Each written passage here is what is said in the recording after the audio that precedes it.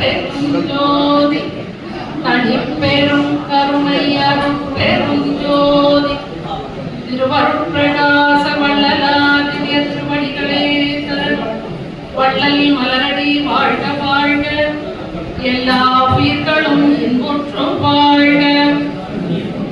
ராமலிங்க ஐயனே இத்தாள் சரண் காத்தருள் இருக்கிறார்.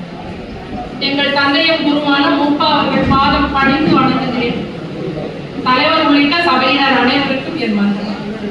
இங்கு பேச வாய்ப்பு தந்த உயர் திரு வேதாசலம் ஐயா அவர்களுக்கு என் நன்றி கலந்த வணக்கம். தெய்வமணி மாலை பெருமான் 5ஆம் திருமுறையில் கடைசியாக தொகுத்து தந்திருக்கப்பட்டுள்ள பெருமான் இயற்றிய பாடல், முருகன் மேல் எழுதிய பாடல். இந்த தெய்வமணி மாலையோட அவர் எழுதின வரலாறு இங்க எல்லாருக்கும் தெரிஞ்சது ஒரு விதமா இருக்கு. ஆனா உண்மையில் இருப்பது பெருமான் அதை எப்ப எழுதினார், எப்படி எழுதினாருங்கிற உண்மை வேறு விதமா இருக்கு. முதல்ல அதை சொல்லிட்டு அப்புறமா பாடல்களுக்கு போலான்னு இருக்கு. 31 பாடல்கள் அப்புறையும் நீங்க சொல்ல முடியாது. 31 பாடல்களையும் அனைவரும் தயவு செஞ்சு வீட்டுல போய் எடுத்து நிதானமா படிச்சு பார்த்தா அந்த பாடல்களுடைய அருமை அவ்வளவு அருமையா இருக்கும். ஒரு பாடலும் அவ்வளவு அருமை. இங்க பேசணும்னு சொன்னோடனே குறிப்பெடுக்கணும்னோட எந்த பாடல் எதை எடுப்பது எதை விடுப்பதுன்னே தெரியல. அவ்வளவு பாடல்கள். சரி, அதுல முக்கியமான இப்ப இந்த பெருமாள் இந்த பாடல்களை எப்ப எழுதினார் அப்படிங்கிறதுக்கு பொருத்தமான பாடல்களை மட்டும் நான் இங்க சொல்லலான்னு. முதல்ல தெய்வமணி மாலை. எல்லாரும் சொல்றது பெருமான் 9 வயசுலேயே இந்த பாடலை எழுதினார் அப்படின்னு. பெருமான் 9 வயதுல எழுதினார்ங்கிறதுக்கு ஆதாரமா எல்லாரும் சொல்றது என்னன்னா, ஒரு சினிமா அருட்பெரும் ஜோதின்னு ஒரு சினிமா வந்தது. அந்த சினிமால பெருமான் வந்து இந்த சபாபதி சிவாச்சாரியார் அந்த குருகுலத்துல போய் படிக்கிறார். அண்ணன் வந்து அவரை வந்து குருகுலத்துல சேர்க்கும் போது அந்த பெருமான் படிக்கும் போது அங்க என்ன சொல்றாங்க, இதெல்லாம் சினிமா, பெருமான் வரலாற்றுல இதெல்லாம் கிடையாது. இந்த சினிமால என்ன சொல்றாங்க, அந்த குருகுலத்துல கல்வி பயில்றாங்க மாணவர்கள். போதாமல் ஒரு நாளும் இருக்க வேண்டாம், ஒருவரையும் கொல்லாது சொல்ல வேண்டாம். இந்த வேண்டாம் வேண்டாம்னு உள்ள அந்த இதை சொல்லி கொடுத்துட்டு இருக்காங்களாம். பெருமான் போய் என்ன செய்யுங்க, வேண்டாம் வேண்டாம் எதிர்மறையா சொல்றீங்க, நேர்மறையா வேணும் வேணும்னு சொல்லுங்கன்னு சொல்லிட்டு மலரடி நினைக்கின்ற உத்தமதம் உறவு வேண்டும். இந்த பாடலை பெருமான் பாடியதாக சினிமா எடுத்திருக்காங்க. ஆனா நிஜத்தில் நடந்தது என்ன? இத வந்து அப்பா எல்லாரும், எங்க அப்பா மாதிரி அண்ணன் எல்லாம் நிறைய பேர் இந்த குறிப்பெல்லாம் எனக்கு கொடுத்துருக்காங்க. அப்பா எழுதினதுல இருந்து அண்ணன் கூட நேற்று எனக்கு 2 குறிப்பு எடுத்து அனுப்பிச்சாங்க. இதெல்லாம் பேசு, இதெல்லாம் சொல்லு, இதெல்லாம் வெளிப்படுத்தும், மக்களுக்கு போய் சேரணும்னு சொல்லி கொடுத்தாங்க. என்னன்னா, சென்னையில ஜார்ஜ்டவுன் காரிமுனையில முத்துக்குமார சுவாமி கோயில் அப்படின்னு ஒரு கோவில் இருக்கு, முருகனோட கோவில். பெருமான் காலத்திலேயே, இப்ப பெருமானுக்கு நம்ம 202வது வருஷம் கொண்டாடிட்டு இருக்கோம் பெருமானோட பிறந்த நாள்ல. அப்ப பெருமான் காலத்துல பெருமான் தோற்றும் துறையா இருக்கும்போது அது 400 வருடம் பழமையான கோயில். அப்ப இப்ப இன்னும் அதான் கிட்டத்தட்ட 560 வருடங்கள் ஆயிடுச்சு. அப்ப அந்த கோயில புனர்பிரிச்சு கும்பாபிஷேகம் பண்றாங்க. அப்ப கும்பாபிஷேகம் பண்ணும்போது அங்க பாளையம் முத்து செட்டியாருங்கிறவர் என்ன பண்றாரு, பெருமான் கிட்ட போய் அவர் வந்து ஏற்கனவே பெருமானுடைய பிற தெய்வங்கள் மேல பெருமான் வந்து மற்றவர்கள் வேண்டுகோள் படி பாடல் எழுதி கொடுத்துருக்காரு. இந்த கருணை இந்த ரேணுகையம்மன் அந்த மாதிரி பாடல்கள் எல்லாம் எழுதி கொடுத்துருக்கிறத பார்த்துட்டு அந்த பாளையம் முத்து செட்டியார் போய் அவர்கிட்ட கேட்கிறார், இந்த முத்துக்குமார சுவாமி கோயில் கும்பாபிஷேகம் பண்றோம், நீங்க அவர் மேல பாடல் எழுதி தரணும், அந்த கோயில் மேல பாடல் எழுதி தரணும்னு கேட்கிறார். அவர் கேட்டதின் பேரில் பெருமாள் 31 பாடல்கள் எழுதுறாங்க. அந்த 31 பாடல்கள் எழுதுறதுல திருவோங்கு புண்ணிய செயலோங்கின்னு ஆரம்பிக்குது அந்த பாடல். 31 பாடல்கள் எழுதி கொடுத்தோன்னே அந்த பாடல்கள் என்ன பண்றாங்க, பெரியவங்க சிறியவங்க எல்லாரும் என்ன பண்றாங்க, அந்த பாடல் அவ்வளவு இனிமையா இருக்கிறதுனால மனப்பாடம் பண்ணி இந்த பாடலை தினம் ஓத ஆரம்பிச்சுட்டாங்க. அப்ப எல்லாரும் ஓத ஆரம்பிச்சு இன்னும் எல்லாருக்கும் பரவட்டும்னு என்ன பண்றாங்க, இங்க பாருங்க, இதுல இந்த பேப்பர், இது வந்து அண்ணன் வந்து இதை எடுத்துட்டு போய் சபையில காட்டுங்க எனக்கு சொல்லி அனுப்பிச்சாங்க. நான் பிரிண்ட் அவுட் எடுத்துட்டு வந்தேன். என்னன்னா, இந்த பாடல் வந்து அச்சிடப்படுது. எங்க அச்சிடப்படுதுன்னா, இந்த சாஸ்திர விளக்க சங்கத்தார் அப்படின்னு இருக்காங்க. அவங்க என்ன பண்றாங்க, இந்த 6 திருமலைகள் அச்சிடப்படுறதுக்கு முன்னாடியே இந்த பாடல்லாம் அச்சிடப்படுது. அவங்க என்ன பண்றாங்க, இந்த சாஸ்திர விளக்க சங்கத்தை பதிப்பிக்கப்படுது.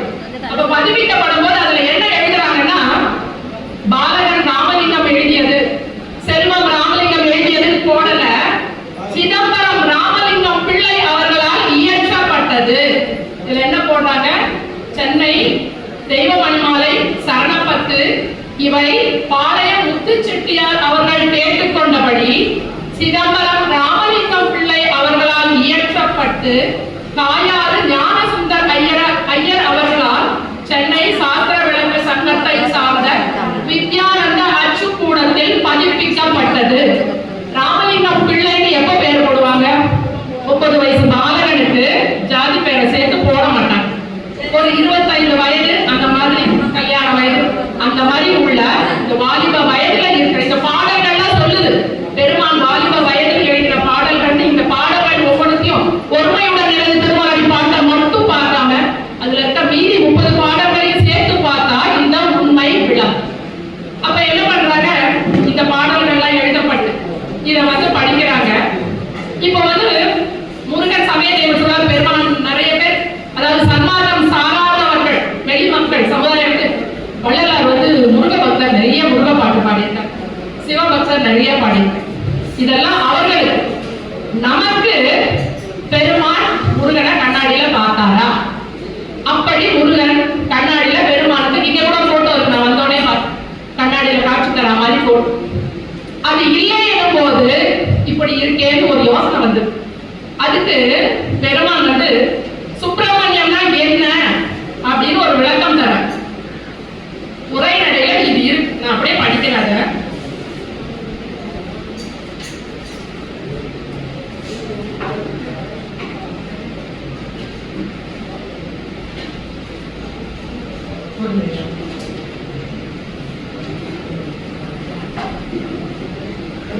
பெருமாள் எழுதுறாங்க, ஆறுமுகம் சுப்பிரமணியம் என்பதற்கு உரைநடையில் விளக்கம்.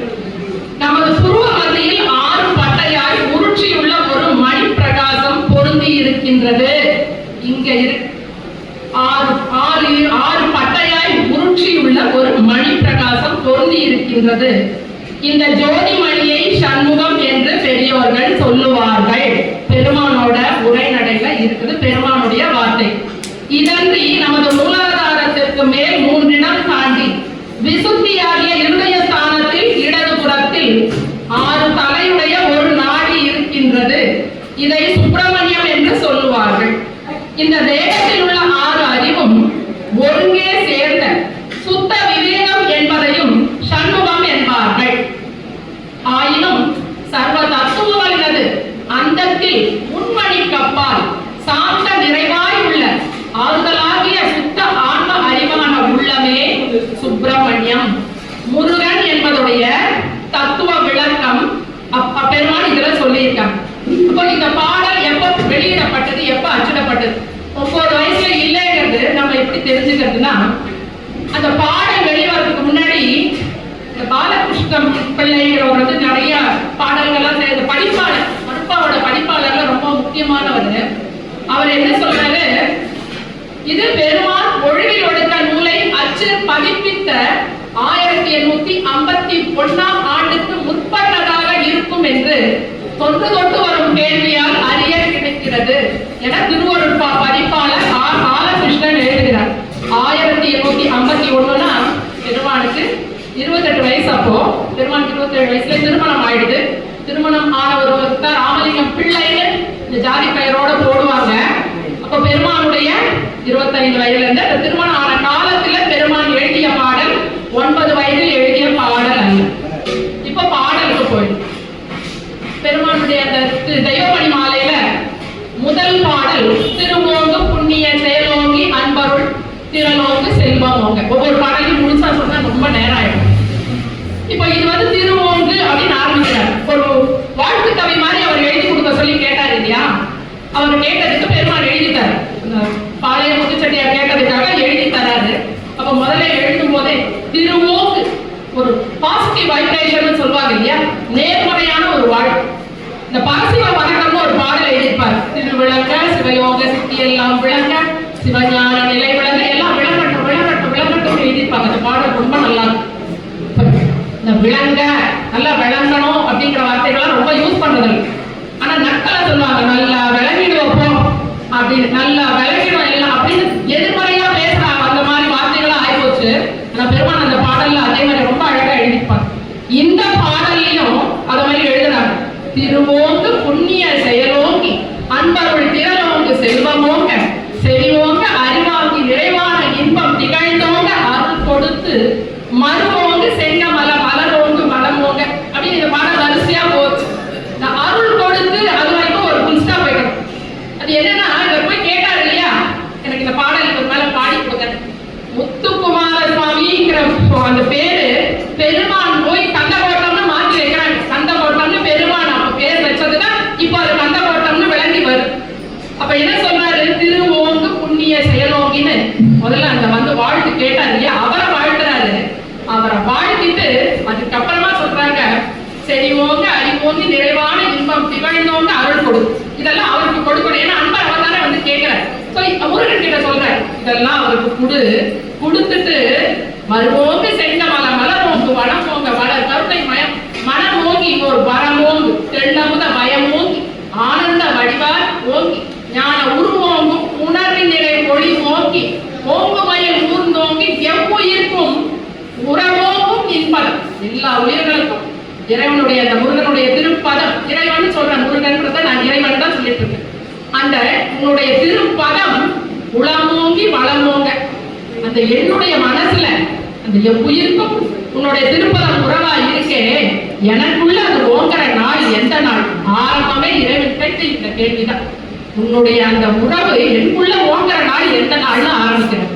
இது வந்து இந்த பாடல், இது வந்து ஒரு விளங்கட்டும் ஓங்கட்டும்னு ஒரு வாழ்த்து மாதிரி. அடுத்த பாடல் துடி என்னும் அப்படின்னு ஒரு பாடல். அதுக்கு அடுத்த பாடல் ஒண்ணு இருக்கு, அதாவது 2ஆம் பாடல் 3ஆம் பாடல். அந்த பாடல்கள் எல்லாமே காமத்தை சிற்றின்பத்தை சாடி கண்டித்து எழுதிய பாடல்கள். 9 வயசு பாலகன் எழுதுற பாடல்கள் அப்படி இருக்க. அந்த பாடல்கள் எல்லாம் பெண்களோட இந்த சிற்றின்பத்துல இருக்கிறத வந்து அவர்கள் எல்லாம் கயவர்கள். அந்த கயவர்களோட நான் சேராம இருக்கும். 9 வயசு பாலகன் கோலி விளையாட கிட்டிப்புள் விளையாட, சரி நம்ம ஐயா பாட்டுதான் எழுதுறாரு, ஆனா அவர் கேட்கறது யாரோட துணை வேணும்? அந்த கயவர்களோட நான் சேராம இருக்கணும், அதுக்கு எனக்கு அருள் செய்யணும் வேண்டாம். சரி, இதெல்லாம் வந்து பெருமான் வந்து 9 வயசுல எழுதல, அது வந்து 25 வயசு இந்த வாலிப பருவத்துல தான் எழுதுது. இப்ப பெருமான் என்னெல்லாம் வேண்டிக்கிறார், இறைவன் கிட்ட என்னெல்லாம் வேண்டிக்கிறாருங்கிற பாண்டி. ஒரு மாயை, நம்மள எல்லாம் கண்ணை மறைச்சுக்கிட்டு இருக்க மாயை, அதை பத்தி எழுதுறாங்க. காணலிடை நீரும் ஒரு கட்டையில் கள்ளனும் காமூறு கயிற்றில் அறவும் கடிதறி கிழிந்திடை வெள்ளியும் பொன்னை கதித்த பித்தளையின் இடையும் மானலில் கண்டுல மயங்கள் போர் கற்பனையை மாயையை கண்டு வீணே மனையென்றும் மகவென்றும் உறவென்றும் நிதி என்றும். இதெல்லாம் நம்ம வாழ்க்கையில என்ன பண்ணிட்டு இருக்கோமோ அதை வருஷப்படுத்துறாரு. கவனமா கேளுங்க.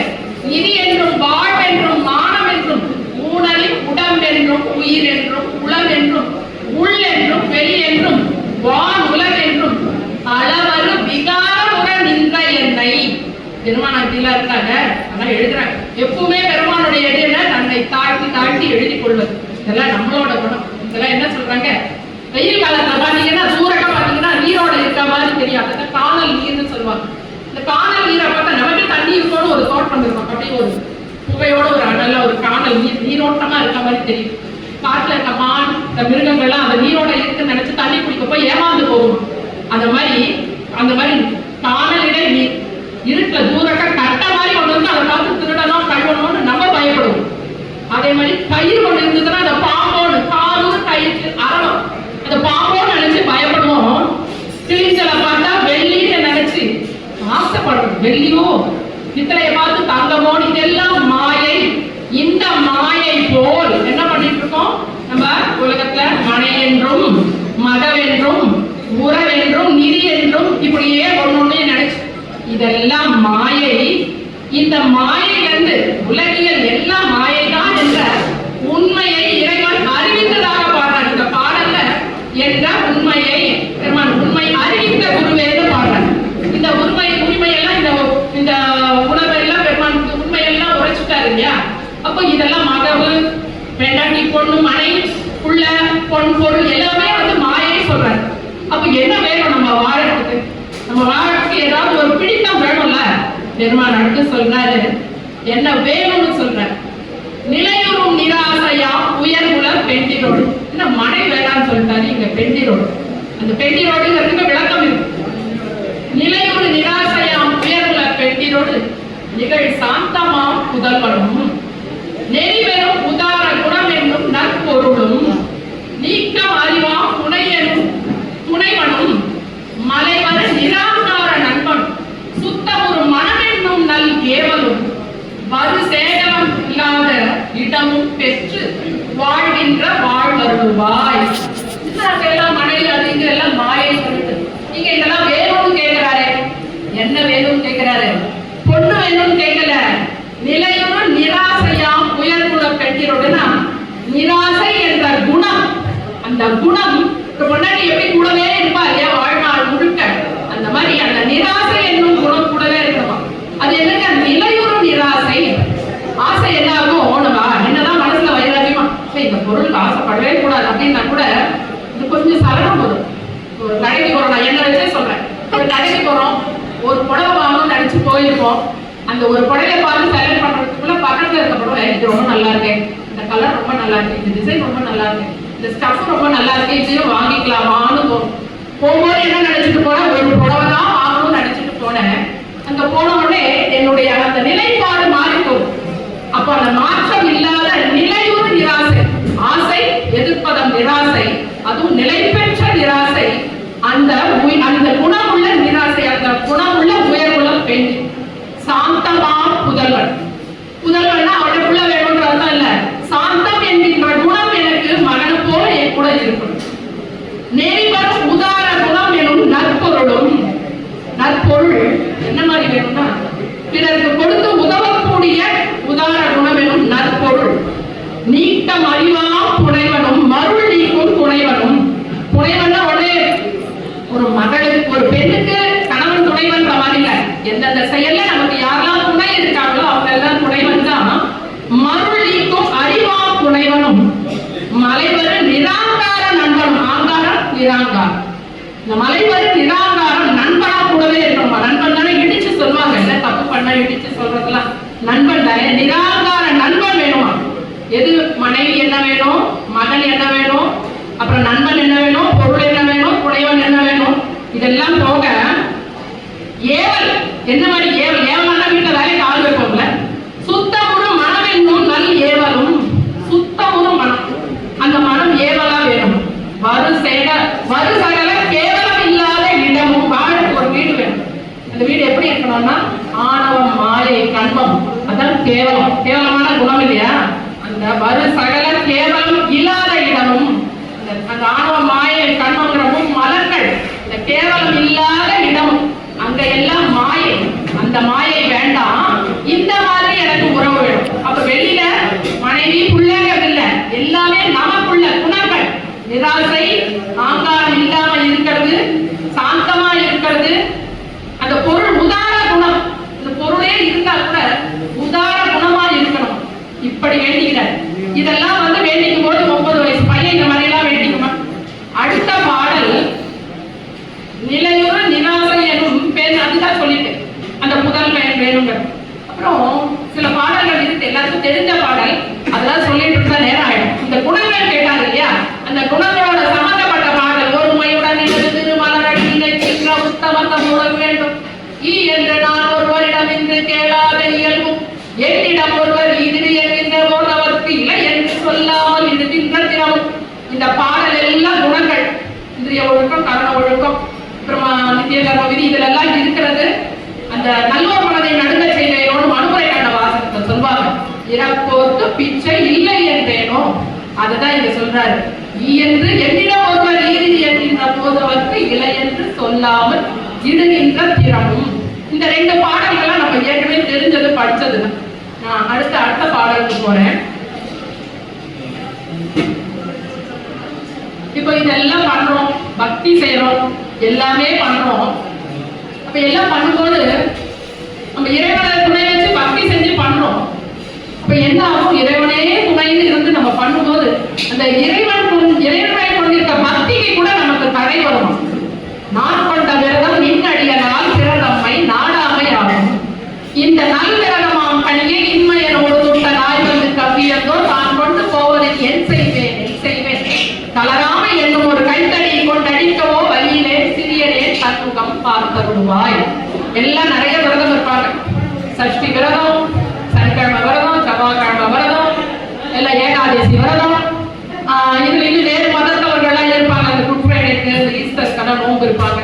அப்புறம் வந்து முகமதியர்கள் அவங்க வந்து இந்த ரமலான் நோன்பு இருப்பாங்க. இப்படி நிறைய நோன்பெல்லாம் இருப்பாங்க, நிறைய விரதம் இருப்பாங்க.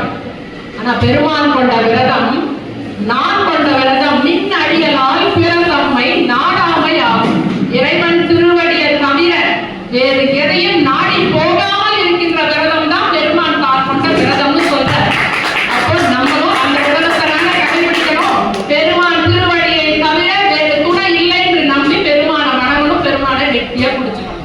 ஆனா என்ன ஆகுதான், பெருமான் சொல்றாரு அவ்வளவு கெட்டியா பிடிச்சிட்டு இருக்காரு பெருமான். எவ்வளவு பக்தி, எவ்வளவு பாடல்கள், எவ்வளவு ஒழுக்கம். அவருக்கே என்ன ஆகுதான், இன்மையன ஒரு துட்ட நாய் வந்து கவி அந்தோ தான் கொண்டு போவதுக்கு என் செய்வேன். இப்போ யாருக்கிட்டையாவது போய் நிற்க மாட்டோம் அப்படின்னு வைராகியம் எப்ப வரும்? எல்லாம் நமக்கிட்டே இருக்கும் போது நம்ம யாருக்கிட்டையும் போய் நிற்க மாட்டோம். இப்ப இறைவன் திருவடியை கெட்டியா பிடிச்சிட்டு இருக்கும் போது நமக்கு வேறு தேவைகள் வந்தாலும் இறைவன் தகுமாறு நம்ம தைரியமா இருக்கலாம். ஆனா அப்படி இருக்கும்போது என்ன ஆகுதான், இன்மையனும் ஒரு துட்ட நாய் வந்து கப்பி அந்தோ தான் கொண்டு போவது. இன்மைனா இல்லாமை. இல்லாமைன்னு ஒரு வரும்போது அதை என்ன பண்ணிக்கணும், நிறைவேற்றிக்கிறதுக்காக யார்கிட்டையாவது போய் எனக்கு இது வேணும் அது வேணும், அப்ப அவங்களை டிபெண்ட் பண்ணி அவங்க கிட்ட போய் நிற்கும் போது அந்த இன்மையில ஒரு துட்ட நாய் வந்து அதை அவரை டிஸ்டர்ப் பண்ணதான். நான் திருவடியே விரதமா வச்சுட்டு இருக்கேன், திருவடியை கொண்டாடுறதே விரதமா வச்சுட்டு இருக்கேன். அந்த இல்லாமை வந்து என்னை இந்த மாதிரி பாடாப்படுத்துது. தளராமை என்று ஒரு கைத்தடி கொண்டு அடிக்கவோ வழியிலே எனக்கு வலிமை இல்லை. இல்லாமை இருக்கிறதுனால அது எப்படி நான் அதுல இருந்து மீண்டு வரதுங்கிற வலிமை எனக்கு இல்லை. ஏழை முகம் பார்த்தருவாய் அப்படின்னு இறைவன் கிட்ட, தளராமை என்னும் ஒரு கைத்தடி கொண்டு அடிக்குவோ வழியிலே தன்முகம் பார்த்தருவாய் இறைவன் கிட்ட வேண்டார். அப்ப இதெல்லாம் வேண்டிட்டு அப்போ என்னாச்சு, இப்ப இறைவன் எல்லாம் கொடுத்துருவாரு இல்லையா? எப்படி கொடுப்பாருன்னா, முதல்ல டைரக்டா இறைவன் கிட்ட இல்ல, இறைவனுடைய அடியார்கள் கிட்ட. அவங்களை கொண்டாடணுமா, அவங்க புகழ் பேசணுமா? பார் கொண்ட நடையில் பசி கொண்டு வந்திரம் பார் முகம் பார்த்திரக்கும் பண்பும். அப்படி போய் அந்த அடியார்களை போய் நம்ம வணங்கினோம்னா, அடியார்கள் தான் யாரு? இப்ப கோடீஸ்வரன் ஐயா மாதிரி, எங்க அப்பா மாதிரி. எங்க அப்பாவோட ஒரு உதாரணம் சொல்ல முடியாது. ராமலிங்க சுவாமிகளோட அடியார் யாரு? எங்க அப்பாவை சொல்றாரு.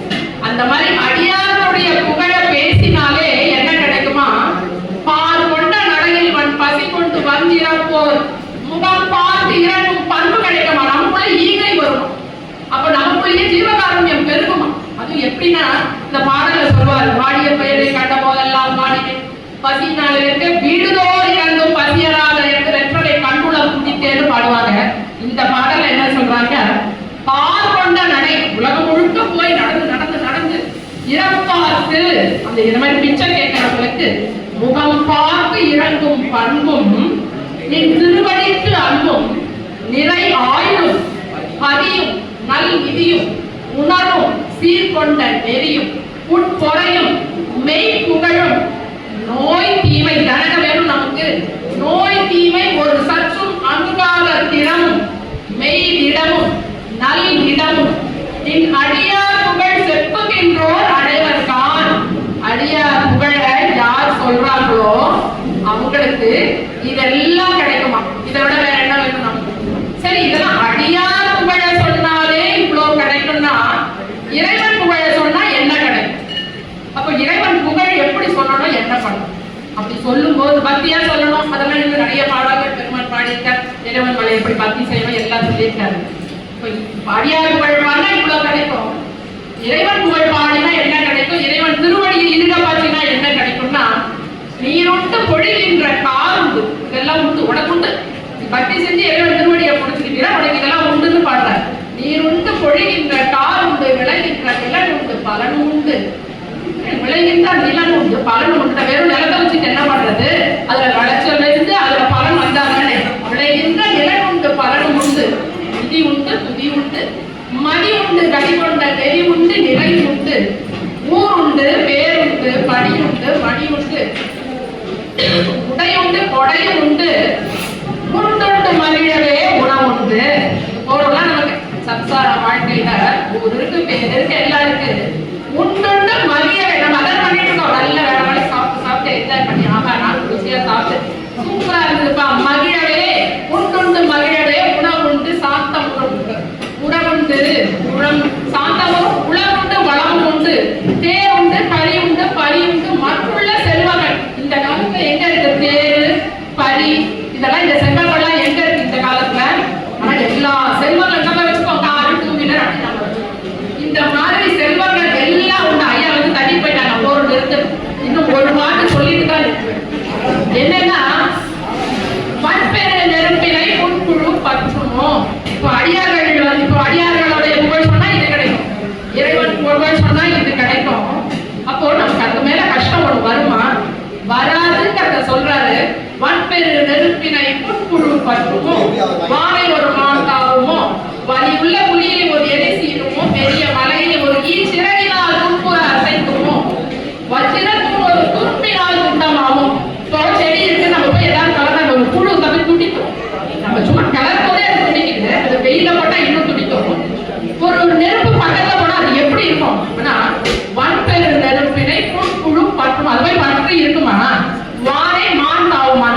மான் வந்து புலி சிங்கம் சிறுத்தை வருதுன்னா சும்மா தாவி போகும். ஆனா வானத்தை தாவ முடியுமா மானால? இதெல்லாம் எதுவுமே முடியாது இல்லையா? வன்பெரு நெருப்பினை பெரிய மலையை ஒரு சிறகினால் துன்புற அசைக்குமா. போய் அதோட சிறகால பெரிய மலையை அசைக்குமா. இதெல்லாம் எதுவுமே நடக்காது இல்லையா? அந்த மாதிரி நடக்காது. அதே போல் அன்புடைய நின்னடிய பொன்னடியை உண்ணும் அவர் அடிமலர் முடி கணிந்தோர்கள். அடியரோட முடியில வச்சு இருக்கவங்களுக்கு அவலம் உருமா, காமம் வெற்றி உருமா, மன சர்வம் விகற்பம் உருமா, இது எதுவுமே வராது. அப்போ இதெல்லாம் வராது, எல்லாம் ஓகே. எல்லாம் ஐயா வந்து பக்தி செஞ்சுட்டாரு, நான் முடிக்க போறேன், அதனால அப்படியே சடனா வரேன். எல்லாம் பக்தி செஞ்சாரு, இவ்வளவு வேண்டுதல் இறைவன்கிட்ட வச்சாரு, எல்லாம் பண்ணிட்டாரு. இப்போ வந்து எல்லாரும் என்ன சொல்றாங்க? 5ஆம் திருமுறை படிக்கவே வேண்டாம், அதுல எல்லா சமய தெய்வங்கள் பாடலாம் இருக்கு, அதுல வேண்டாம்.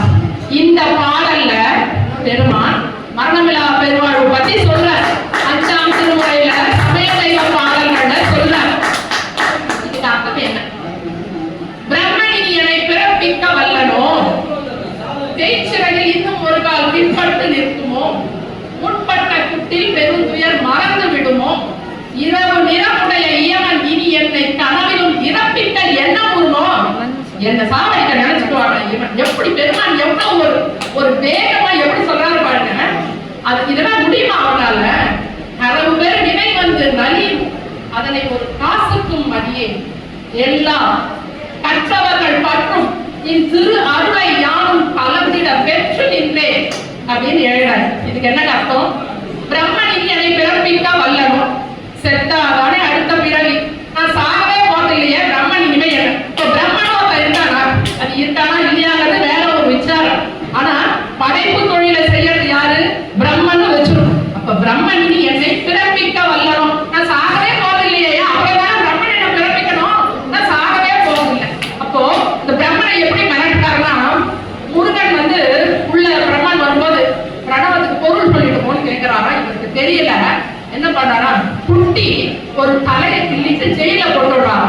அது பெருமான் இங்க எவ்வளவு அழகா விவரிக்கிறது. பெருமானோட பாடல்கள் ரசித்து படிச்சா அவ்வளவு நல்லா இருக்கும். இன்னும் ஒரு கால் பின்பற்று நிற்குமோ பேய்ச்சிறையில் பிரம்மன் சிறையில் சொல்றார். பேய்ச்சிறையில் இன்னும் ஒரு கால் பின்பற்று நிற்குமோ முற்பட்ட குட்டில் பெருந்துயர் மறந்து விடுமோ. அதெல்லாம் மாற்றிய உடனே அதெல்லாம் மறந்துச்சாரு கேட்கிறார். அடுத்தது யமனை பார்த்து கேட்கிறாரு. இரவு நிறமுடைய இயமன், இரவு நிறம் கருப்பு நிறம், கண்ணங்கரையா இருப்பான் அந்த யமன். இரவு நிறமுடைய இயமன் இனி என்னை கனவிலும் இறப்பிக்க எண்ணம் வருமோ. எண்ணூறான், இந்த வார்த்தையோட உறுதியை பார்க்கணும். எண்ணூறான் உதை உண்டு சிதை உண்ட தன் உடன் இருந்த பாடு எண்ணூறானோ. அப்படியே மார்கண்டேயன் கதை போகணும். மார்கண்டேயன் வந்து 16 வயசு, அவனோட காலம் முடிஞ்சிச்சு. பாசக்கயிறை எடுத்துக்கிட்டு வராது சிவபெருமான்.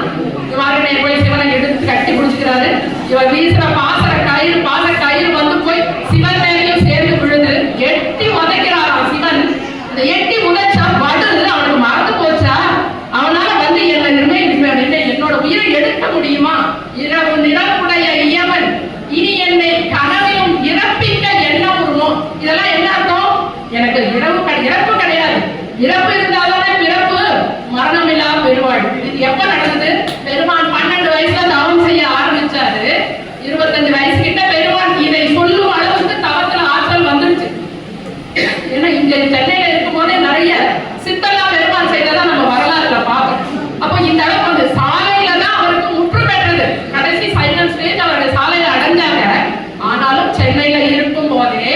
தெய்வமணி